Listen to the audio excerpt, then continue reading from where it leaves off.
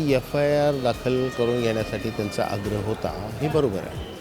पण FIR दाखल न घेता त्या तक्रारीची दखल घेण्यात आलेली आहे, हे मात्र सत्य आहे. त्यामुळे आंदोलन करण्याची आवश्यकता नाही आणि ऑलरेडी एका सक्षम यंत्रणेकडनं त्याचा तपास सुरू असताना आपण मध्ये जर दुसऱ्या यंत्रणांच्याकडनं काही आणि हस्तक्षेप करायला लागलो तर मला वाटतं की मग ते तपास करणाऱ्या यंत्रणेला आपण कुठं अडथळा करतो की काय. आपल्यासोबत राष्ट्रवादीचे आमदार इद्रिस नाईकवाडी आहेत. काय सांगणार, अजितदादांच्या अपघाती मृत्यूनंतर वेगवेगळ्या शंका कुशंका उत्पन्न केल्या जातात, आरोप प्रत्यारोप होताना पाहायला मिळतात. आपण कसं पाहता या सगळ्या गोष्टीकडे? आता यासंबंधी प्रत्येकाला काय वाटतं हा ज्याचा त्याचा प्रश्न आहे. पण माझ्यासारख्या कार्यकर्त्याकडे निश्चितपणानं यासंबंधीचे विषय आहेत की आमचे आदरणीय वरिष्ठ नेते आहेत, आमचे आदरणीय तटकरे साहेब, प्रफुल्लजी असतील किंवा सुनेत्राताई असतील, या सर्वांनी मिळून केंद्रीय गृहमंत्री अमित शहा यांच्याकडे मागणी केलेली आहे की या संबंधित प्रकरणाची CBI चौकशी करावी म्हणून, आणि ती त्या पद्धतीनं तिथं वर काम चालू आहे. मग एखाद्या यंत्रणेला जर आदेश दिले गेले असतील आणि ते आपले काम करत असेल तर त्या दरम्यान आपण काही मतं व्यक्त करणं मला वाटतं चुकीचं आहे. त्या यंत्रणेला आपलं काम पूर्ण करू द्यावं, त्यानंतर काही सत्य आहे ते बाहेर येईल, रिपोर्ट बाहेर येईल, त्यानंतर आपण बोललं तर बरं वाटेल. मात्र एकूण जी घटना घडली त्यानंतर रोहित पवारांनी आंदोलन सुरू केलं. संबंधित कंपनी आहे, VSR कंपनी असेल, DGCA कंपनी असेल, यांच्यावर गुन्हा दाखल करण्यासंदर्भात त्यांना आंदोलन करावं लागतं. अद्यापही गुन्हा दाखल होत नाही. गुन्हा दाखल करण्यासाठी काय नेमकी अडचण आहे? जर काही नसेल तर गुन्हा दाखल व्हायला पाहिजे. मी आपल्याला सांगतो की FIR दाखल करून घेण्यासाठी त्यांचा आग्रह होता, हे बरोबर आहे. पण FIR दाखल न घेता त्या तक्रारीची दखल घेण्यात आलेली आहे, हे मात्र सत्य आहे.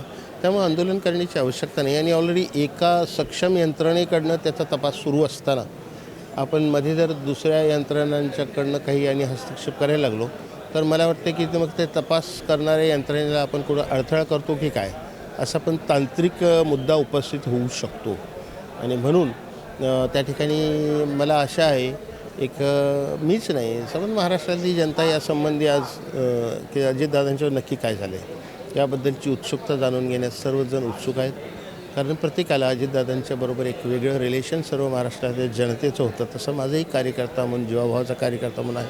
त्यामुळे मला जसा अधिकार आहे तसं संबंध जनतेला अधिकार आहे. आणि ह्या सक्षम यंत्रणेमार्फत जे काही काम सुरू आहे, तपास सुरू आहे, त्यानंतर निश्चितपणानं त्यांच्याकडून जे काही रिपोर्ट्स येतील त्यानंतर ह्यावर बोलणं उचित ठरेल असं मला वाटतं. मात्र या सगळ्या घटनेमध्ये उपमुख्यमंत्री एकनाथ शिंदे यांनीसुद्धा VSR कंपनीच्या विमानामधून अथवा प्रवास करू नये असं त्यांच्या मंत्र्यांना सांगितलं आहे. मग आता ह्या सगळ्या गोष्टीवरून शंकाच उत्पन्न केल्या जाते ना. नक्कीच असं आहे की ज्यावेळेस अशी घटना घडते आणि जीवाचा प्रश्न येतो त्यावेळेला आदरणीय एकनाथ शिंदे साहेबांनी जो काही निर्णय केला होता, त्यांनी केलेला वैयक्तिक निर्णय जरी असला तरी एक आहे की ज्यावेळेस अशी घटना घडतात त्यावेळेला संबंधितांची विश्वासार्हता कुठेतरी संपुष्टात येते, हे मान्य करावं लागेल आपल्याला. आणि ही विश्वासार्हता कुठेतरी संपुष्टात आलेली आहे, म्हणून आदरणीय एकनाथराव शिंदेंना हा निर्णय करावा लागलेला आहे. रोहित पवारांनी आज 2 दिवसापूर्वी जी घटना घडली, म्हणजे अध्यक्षपदाची घोषणा झाली आणि त्या घोषणेमध्ये ते कार्यक्रमाच्या दरम्यान पत्रकार परिषदेमध्ये एका नेत्यांनी सुनेत्रा पवारांच्या म्हणजे खांद्यावर हात टाकला, हाताला हात धरला. त्यानंतर त्यांनी जे आरोप प्रत्यारोप केले, नीट वागा असं बोललेत. कुठंतरी पक्षावर नियंत्रण मिळवल्या जाण्याचा प्रयत्न होता असंही बोललं जाते. मी आपल्याला एक सांगतो, मी एक कार्यकर्ता आहे राष्ट्रवादी पक्षाचा. मी आमदार जरी असलो तरी एका विशिष्ट पातळीवरचा मी कार्यकर्ता आहे. माझी एक उंची पातळी ठरलेली आहे. त्या पातळीच्या वरचे जे काही प्रश्न असतील ते माझे वरच्या पातळीचे नेते आहेत, ते निश्चितपणानं त्यासंबंधी सक्षम आहेत आणि ते बोलतील त्यासंबंधी. मी बोलणं उचित ठरणार नाही, कारण माझी ती लेवल नाही आहे. मी एक छोटा कार्यकर्ता आहे. अध्यक्षपदाची निवड झाली, मात्र सुनेत्रा पवारांना बोलू दिलं नाही. मग या गोष्टीला तुम्ही काय समजता? नाही, बोलू दिले नाही असं नाही आहे. सुनेत्राताई बोलायच्या स्थितीत आहेत आणि नक्की त्या सक्षम आहेत बोलायला. पण एक असतं की शेवटी भावना ह्या आहेत ना, प्रत्येक माणसाला भावना आहे. सुनेत्रा वहिनींच्या भावना त्यावेळेला त्या भावनिक झालेल्या होत्या त्या काळात, की बाबा अजितदादांच्या नंतर अजितदादांनी उभं केलेलं एवढं मोठा पक्ष, एवढं मोठं कुटुंब आणि ह्याची जबाबदारी आता आपल्यावर आलेली आहे. त्यामुळे एक भावनिक जो काय उभार आहे तो वहिनींच्याकडे होता. त्यामुळे त्या स्थितीत त्या बोलायला थोडंसं इंटरेस्टेड नव्हत्यात जास्त, आणि म्हणून त्यांनी बोलले नसतील. मग त्याचा लगेच विपर्यासा अर्थ बाहेरच्या लोकांनीही काढण्याचा अर्थ नाही. माझ्या पक्षात काय आहे हे माझा पक्ष पूर्ण जाणून आहे. माझ्या पक्षात क्षमता आहे, माझ्या पक्षाच्या नेत्यांच्यात क्षमता आहे, ते सक्षम आहेत याबद्दल काय आहे काय नाही बोलायला. त्यामुळं सुनेत्रा वहिनींना बोलू दिले नाही हे सत्य नाही आहे. सुनेत्रा वहिनी स्वतःच त्या मूडमध्ये नव्हत्या, त्या भावनिक झालेल्या होत्या. भावनिक असताना माणूस एखाद्याला आणि ते त्यात मीडियाच्या पुढं स्टेटमेंट देणं, मीडियाच्या पुढं बोलणं हे मला वाटतं उचित नसतं, बरोबर नसतं. त्यामुळे एक फ्री मूडमध्ये असावा लागतो माणूस आणि त्या मूडमध्ये तो माणूस जे असेल ते स्टेटमेंट देऊ शकेल आणि म्हणून बोलायला दिले नाही हे सत्य नाही, अजिबात सत्य नाही. मात्र ज्यावेळेस ही सगळं प्रक्रिया घडत होती त्यावेळेस जय पवारांना सुद्धा बाजूला करून पलीकडून बसण्याचं सांगितलं. आपल्याच पक्षातले नेते मंडळी होते, मग त्यावरून काय समजायचं? हा इथं काही मान सन्मानाचा विषय कुठंच आला नाही ऐरणीवर. खरं तर जय पवार हे अजितदादांचे चिरंजीव आहेत, त्या कुटुंबातला एक महत्त्वाचा सदस्य आहे म्हणून ते व्यासपीठावर होते.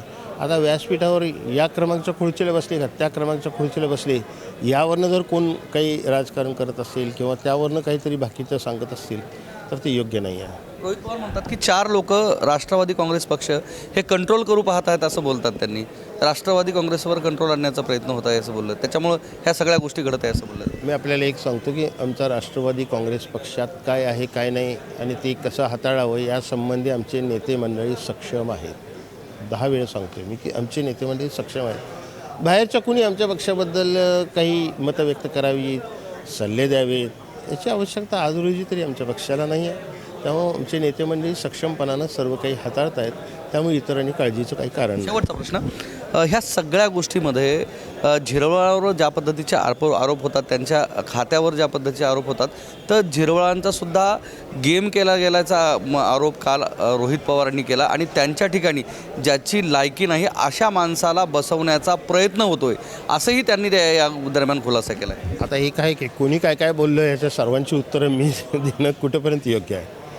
ज्यांनी कुणी हे बोलले असेल त्यांना तुम्ही विचारा की कुठल्या अँगलने तुम्ही हे प्रश्न किंवा असे विषय बोलतात, ते त्याचं उत्तर ते देऊ शकतात. मला विचारलं तर माझ्याकडे यासंबंधीचं काही उत्तरं नाही आहे, कारण प्रश्न ज्यांनी तयार केले त्यांच्याकडेच उत्तरं असू शकतात. आणि शेवटी सत्ताधारीत आम्ही पक्ष आहोत, आमच्या पक्षाचे मंत्री आहेत, ते सक्षम आहेत नाही आहेत, ते चांगले आहेत वाईट आहेत, हे निर्णय आम्ही करू ना. आणि आमच्यातले आराखडे बाहेरच्यांनी बांधणं योग्य होणार नाही. तुमचे नेत्या ज्या आहेत सुनेत्रा पवार यांनी मागणी केली की CBI चौकशी व्हायला पाहिजे. त्यांनी निवेदनही मुख्यमंत्र्याकडे दिलेले आहे. काय वाटतं पक्षाचे आमदार म्हणून कार्यकर्ते म्हणून तुम्हाला काय अपेक्षा आहे? नक्कीच ही यंत्रणा आपल्या परीनं काम करेल, CBI असेल वगैरे, आणि आपल्या परीनं ही तपास यंत्रणा आपलं काम करून योग्य जे असेल तो अहवाल रिपोर्ट लवकरात लवकर ते पुढे देतील.